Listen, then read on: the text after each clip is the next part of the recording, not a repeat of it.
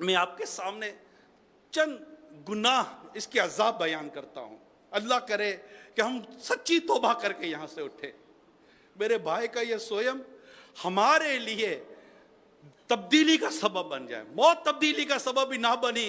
یعنی میں کہتا ہوں کہتے نا کہ اگر موت سے بھی کسی نے نصیحت نہ لی تو بھی کس سے نصیحت لے گا. یہ موت نصیحت کے لیے کافی ہے. روایت میں آتا ہے جہنم میں غی نامی ایک خوفناک وادی ہے جس کی گرمی سے جہنم کی دیگر وادیاں پناہ مانگتی ہیں. یہ وادی بدکاری کرنے والوں، شرابیوں، سود خوروں، جھوٹے گواہوں، ماں باپ کی نافرمانی کرنے والوں اور بے نمازیوں کے لیے ہے. اللہ کے عذاب سے ڈرنا ہے. یقیناً اللہ رحیم ہے، اللہ کریم ہے، اللہ رحمان ہے. وہی رحمان ہے اور کوئی رحمان نہیں ہے. اس سے بڑھ کر کوئی رحم کرنے والا نہیں ہے. مگر کیا تمہیں دنیا میں کوئی تکلیف نہیں آتی؟ تمہیں نزلہ کھانسی نہیں ہوتا؟ تمہیں بدن میں درد نہیں ہوتا؟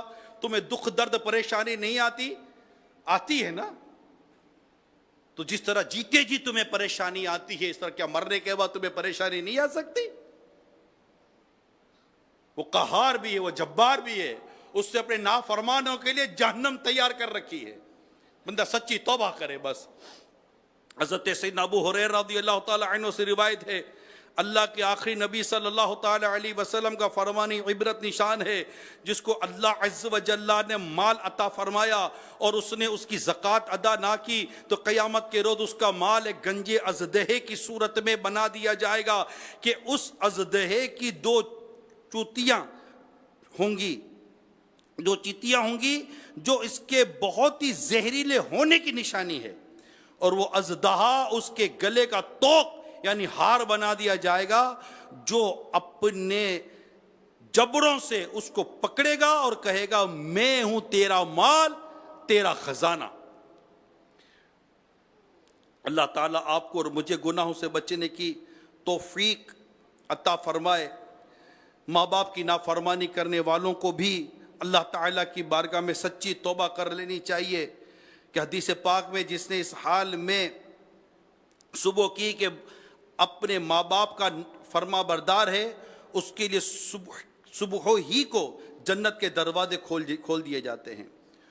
اور ماں باپ میں سے اگر ایک ہی ہو تو ایک دروازہ کھلتا ہے. اور جس نے اس حال میں شام کی کہ ماں باپ کے بارے میں اللہ کی نافرمانی کرتا ہے، اس کے لیے صبح ہی کو جہنم کے دو دروازے کھول دیے جاتے ہیں. اور ماں باپ میں سے ایک ہو تو ایک دروازہ کھلتا ہے. ایک شخص نے عرض کی اگرچہ ماں باپ اس پر ظلم کریں، فرمایا اگرچہ ظلم کریں تو اپنے والدین کو راضی کریں. اگر ماں باپ زندہ ہیں ان سے معافیاں تو مانگتے رہنا چاہیے. یہ میری درخواست ہے. مدنی چینل کے ناظرین، سوشل میڈیا کے اسلامی بھائیوں حاضرین، میری درخواست ہے معافی مانگتے رہا کریں. یعنی آپ کا میرا اتنا مشاہدہ اور تجربہ ہوگا، آخری لمحات ہیں، آپ کا میرا اتنا مشاہدہ اور تجربہ ہوگا، جب آپ کسی کی جنازے میں یا موت یا میت میں جاتے ہیں نا تو کوئی آپ سے کہتا ہے کہ یار ان کو معاف کر دینا، یار معاف ہے. ہم کیا کرتے ہیں؟ یار معاف ہے. اچھا، آپ نے بہت اچھا کیا جو آپ نے کہا یار معاف ہے. میرا سوال یہ کہ یار یہی معافی اس کے جیتے جی کیوں نہ کر لے؟ آپ صرف یہ کیوں سمجھ رہے ہوتے کہ اس نے میرے ساتھ زیادتی کی تھی؟ یہی کیوں سمجھ رہے ہوتے ہیں آپ کہ اس نے میرے ساتھ زیادتی کی تھی، میں نے معاف کیا؟ کیا یہ نہیں ہو سکتا تھا یا یہ ممکن نہیں تھا کہ آپ نے بھی اس پر ظلم کیا ہوتا، آپ نے بھی اس کے اوپر زیادتی کی تھی، آپ نے بھی اس کی حق تلفی کی ہوگی؟ کیا یہ نہیں ہو سکتا تھا؟ ہو سکتا تھا. فرشتے تو ہم بھی نہیں ہیں، گناہ تو ہم سے بھی ہو سکتے ہیں، ہوتے رہتے گناہ. آپ نے اس سے جو معافی، آپ نے کہا معاف کر دیا. فار ایگزامپل کہ آپ نے اس کی حق تلفی کی ہے، آپ نے اس کی جان مال عزت آبرو میں کوئی حق تلفی کی تھی. میں آپ سے پوچھتا ہوں آپ اس سے معافی کیسے مانگیں گے؟ وہ تو چلا گیا، دنیا سے چلا گیا. تو کیا یہ اچھا ہو کہ ہم آپس میں جیتے جی ایک دوسرے کو معاف نہ کر دیں؟ کیا ضرورت ہے دل میں بغض اور کینہ اور نفرت پالنے کی؟ گھر کے بڑوں میں بعض اوقات یہ مسائل بڑے مطلب کہ بڑی بنیادی طور پر پائے جاتے ہیں. مدنی چینل پر پتہ نہیں دنیا میں کہاں کہاں آپ دیکھ اور سن رہے ہوگے. میں گھر کے بڑوں سے درخواست کرتا ہوں کہ آپ کی آپس کی نفرتیں آپ کی اولادوں میں اترتی ہیں. آپ آپس سے بات نہیں کرتے, آپ کی اولاد آپس سے بات نہیں کرتی. آپ اوپر رہ کر اپنی اولاد کو قطع رحمی کا درس دیتے ہیں پھر کہ نہیں, چاچا سے بات نہیں کرو, ماموں سے بات نہیں کرو, خالہ سے بات نہیں کرو, پھپھی سے بات نہیں کرو, اس سے بات نہیں کرو. بس کیوں بات نہ کرے؟ وہ خونی رشتہ ہے, ذوی الارحام ہے. قطع رحمی کا اللہ اور اس کے رسول نے منع کیا ہے. وہ آپ کی بات نہیں مانے گا, اس نے اللہ اور اس کے رسول کی بات ماننی ہے. ماں باپ کی یہاں اطاعت نہیں کی جائے گی جہاں پر اللہ اور اس کے رسول کی نافرمانی ہوتی ہوگی. آپ اپنی اولاد کو قطع رحمی کا درس دے رہے ہیں, نفرت کا درس دے رہے ہیں, دشمنی کا درس دے رہے ہیں. ایسا نہیں ہونا چاہیے. ام المومنین سیدتنا عائشہ صدیقہ رضی اللہ تعالی عنہ, ان پر ہماری کروڑوں مائیں قربان. حضرت سیدنا صدیق اکبر رضی اللہ تعالی عنہ اپنے جس رشتہ دار کے ساتھ مالی تعاون فرمایا کرتے تھے, ان کے بارے میں کتابوں میں لکھا ہے کہ جب حضرت عائشہ صدیقہ رضی اللہ تعالی عنہ پر بہتان لگا, تہمت لگی, جھوٹی بات تھی, منافقین نے مشہور کیا تھا, اس معاملے میں وہ بھی مبتلا ہو گئے تھے جو سیدنا صدیق اکبر کے رشتہ دار تھے, اور آپ ان کے ساتھ مالی تعاون صلہ رحمی کرتے تھے. آپ کو چوٹ لگی, آپ کو تکلیف ہوئی صدیق اکبر رضی اللہ تعالیٰ عنہ کو کہ میری بیٹی کے بارے میں انہوں نے یہ بات کی. آپ نے اعلان کر دیا کہ میں اس کے ساتھ اب صلہ رحمی نہیں کروں گا, کیونکہ بیٹی کا معاملہ ہے نا, بیٹی کا معاملہ. باپ جانتا ہے کہ بیٹی کا معاملے میں وہ کتنا سینسٹیو ہوتا ہے. لیکن جب آپ نے نیت کی تو اللہ تعالیٰ نے قرآن کریم کی آیت نازل کی اور انہیں فضل والا فرمایا, اور انہیں درگزر کے متعلق ارشاد فرمایا وَلْيَعْفُوا وَلْيَصْفَحُوا کے کلمات قرآن کریم نے بیان کیے کہ انہیں چاہیے کہ معاف کریں اور درگزر سے کام لیں.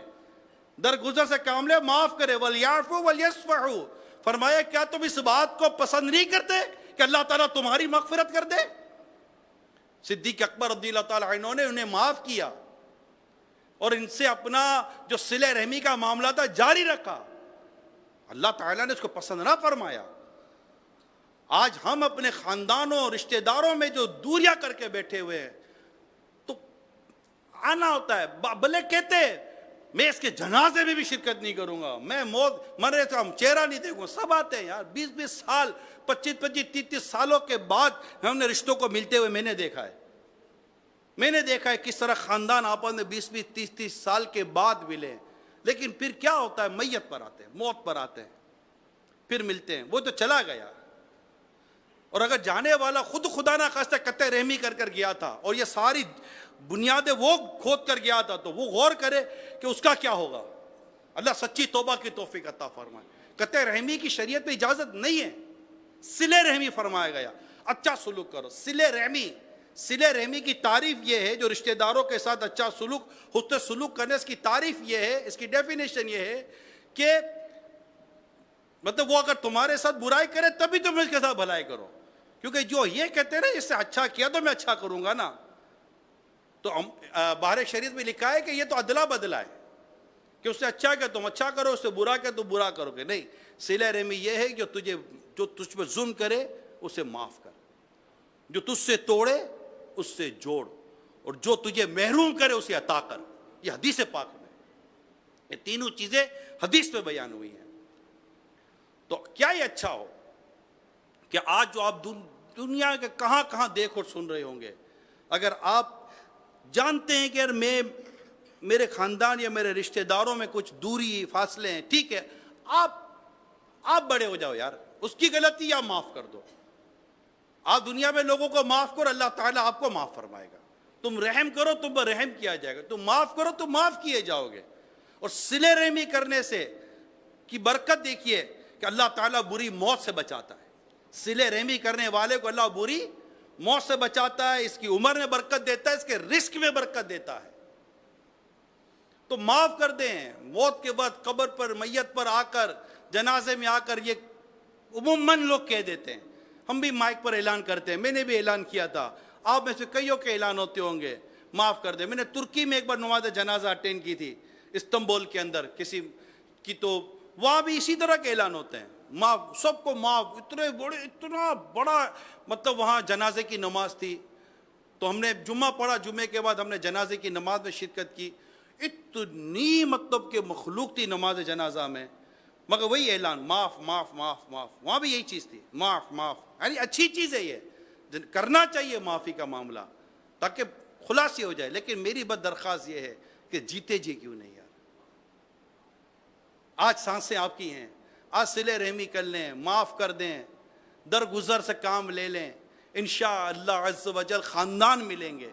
پھر آپ کی محبتوں سے آپ کے گھر میں محبتیں آئیں گی, آپ کے بچوں میں محبتیں آئیں گی, وہ آپس سے ملیں گے, کزنس آپس سے ملیں گے, رشتہ دار آپس سے ملیں گے, اور انشاءاللہ اس سے محبتوں کا ایک اچھا خاصا ماحول بنے گا. یقیناً اس میں پردے کی رعایت رکھنی ہے, بے پردگی نہ, بہت ساری چیزیں ایسی ہوتی ہیں. لیکن مہربانی کر کے اگر خالہ سے, ماموں سے, چچا سے, پھپھی سے, اس طرح دیگر رشتہ دار کزنس کے ساتھ, چچا وغیرہ کے خاندان میں اگر کہیں ناراضگی ہے, یا دور قریب کے رشتہ داروں میں کوئی ناراضگی ہے, کوئی ہو جاتی ہے یار, اب انسان ہے, پڑھتا, میرے سے آپ کو مجھ سے تکلیف ہو سکتی ہے. لیکن اب معافی کرنے کا بھی تو کوئی مقصد, مطلب معافی کرنے کے تعلق سے بھی اسلام و دین میں ہمارے لیے ہدایت ہے نا. تو اللہ کرے کہ ہم جیتے جی ہی معاف کر دیں, معاف کر دیں اور معاف کر دیں. اللہ کرے کہ آپ نیت کر چکے ہوں, دل میں بھی نیت کر لیں کہ انشاءاللہ میں نے اپنے سارے رشتہ داروں کو معاف کر دیا ہے, اور معافی مانگنے کی بھی نیت کریں. خالی یہ نہ سوچے کہ اس نے میری حق تلفی کی تھی. یار یہ تو عجیب سی بات ہے, یعنی آپ کسی کو کوئی تکلیف دے ہی نہیں سکتے, یہ بھی تو نہ سوچے. ہو سکتا ہے کہ آپ نے بھی حق تلفی کی ہو, آپ سے بھی غیبت ہو گئی ہو, آپ نے چگلی کر دی ہو, آپ نے تہمت باندھ دی ہو, آپ نے اس کے بارے میں ایسی بات کر دی جو قیامت کے دن آپ کو اس کا جواب دینا مشکل پڑ سکتا ہے. اللہ کریم آپ سے ارشاد فرمائے کہ بتاؤ تم نے میرے اس بندے کے بارے میں یہ بات کیوں کی, کہ ہمارے پاس جواب ہوگا قیامت کے دن؟ نہیں, ہم تو الٹے سیدھے واٹس اپ کر دیتے ہیں, سوشل میڈیا پر الٹے سیدھے پوسٹیں ڈال دیتے ہیں, یہ آیا یہ آگے فارورڈ کر دیا. ہمیں خود تحقیق و تصدیق نہیں ہوتی. اگر تحقیق و تصدیق ہو بھی جائے تو کیا شریعت اس بات کی آپ کو اجازت دیتی تھی کہ آپ اس کی کمزوریوں کو اور اس کے گناہوں کو اور اس کے عیب کو وائرل کر دیتے؟ اس وقت یاد آ گیا تو میں عرض کر دوں, اس وقت سوشل میڈیا کے دور میں, اسپیشلی یہ واٹس اپ, فیس بک وغیرہ کے اس دور کے اندر, الیکٹرانک یہ جو چیزیں چلی اس دور کے اندر, مطلب آدمی تو اتنی بڑی غلطیاں کر لیتا ہے کہ معافی کتنا سے مانگے گا. ایک پوسٹ لاکھوں تک چلی گئی. اتنا ظرف نہیں ہے کہ اگر مجھے پتہ چل جائے کہ میں نے کوئی غلط چیز, عیب, جھوٹ, کوئی ایسی بات جو مجھے شرعاً کسی تک پہنچانے کی اجازت نہ تھی, مجھے آگے بڑھانے کی اجازت نہ تھی, اور میں نے وہ بات ڈال دی, اب اتنا ظرف کہاں سے لائیں گے آپ کہ آپ ایک اور پوسٹ بنائیں, ایک اور تحریر بنائیں, اپنی ویڈیو بنائیں کہ میں نے فلاں بات فلاں کے لیے فلاں انداز سے کی تھی, اور مجھے پتہ چلا کہ یہ ناجائز تھا, حرام تھا, گناہ کا کام تھا, اور میں اعلانیہ معافی مانگتا ہوں, مجھے معاف کر دیا جائے. اتنا ظرف کہاں سے لائیں گے یار؟ اور یہ نہیں ہے تو یہ ظرف لانا پڑے گا اگر ایسا ہوا ہے, ورنہ قیامت کے دن جواب کیا دیں گے؟ اللہ کے حضور حاضری کے بعد کیا جواب دیں گے؟ مالک یوم الدین, وہ روز جزا کا مالک ہے, حساب کتاب ہونا ہے, جواب دینا ہے. اللہ تعالیٰ آپ کی میری بے حساب مغفرت فرمائے, ہم سب کے گناہوں کو معاف فرمائے, اور ہم سب کو اللہ کریم دنیا اور آخرت کی بھلائیاں ہمارا مقدر کرے. معاف کرنے کی عادت اللہ کرے کہ ہم میں آ جائے. نمازیں پڑھیں. دنیا میں رہ کر موت کی تیاری کرنے والے لوگوں کو جب آپ دیکھیں گے, جو دنیا میں رہ کر موت کی تیاری کرتے ہیں, آخرت کی تیاری کرتے ہیں, وہ ایسا نہیں کہ کاروبار نہیں کرتے. صحابہ کرام نے بھی کاروبار کیا, انبیاء کرام نے بھی کسب کیا, وہ ایسا نہیں کاروبار نہیں کرتے. اولیاء کرام نے بھی کاروبار کیا. لیکن اس دنیا میں رہتے ہوئے دو چیزیں ضروری ہیں. ہم جو جی رہے ہیں ہمارے لیے دو چیزیں ضروری ہیں. اس دنیا میں جینے کے لیے حلال اور جائز طریقے کو اختیار کرنا جینے کے لیے, اور نیکی, اللہ کی فرما برداری اور رسول پاک کے احکام پر عمل کرتے ہوئے آخرت کی تیاری کرنا. کیونکہ اس کے بعد کوئی دوسری زندگی نہیں ہے. یعنی مرنے کے بعد اٹھنا ضرور ہے, وہاں موت نہیں ہے. یعنی دنیا میں دوبارہ نہیں بھیجا جائے گا کہ جاؤ تم اب آخرت کی تیاری کر کے رہو، دنیا کے لیے تم نے کر لیا، اب یہ تمہیں اور زندگی دنیا کی دی جاتی ہے جس میں آخرت کی تیاری کریں۔ ایسا نہیں ہے۔ انہی سانسوں میں، انہی لمحات میں، زندگی کے انہی گھڑیوں میں ہم نے اپنی دنیا میں کی بھی اس کو کرنا کہ محتاجی نہ ہو، لاچاری نہ ہو، سوال نہ ہو، اور ایک نارمل، ایک اچھی اللہ کی رضا کے والی زندگی گزار دیں۔ کمانا، کرنا، حقوق کی ادائیگی، رشتہ داری وغیرہ جو کچھ ہے، شادی بیاہ سب اس میں شامل ہو جاتا ہے، خوشی غمی سب اس میں شامل ہے۔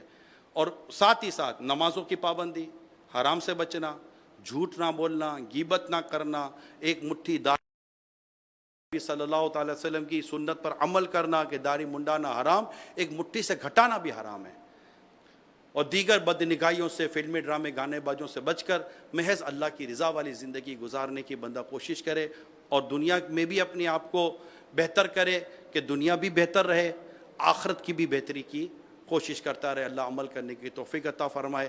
آمین بجاہ النبی الامین صلی اللہ تعالی علیہ وسلم۔ انشاءاللہ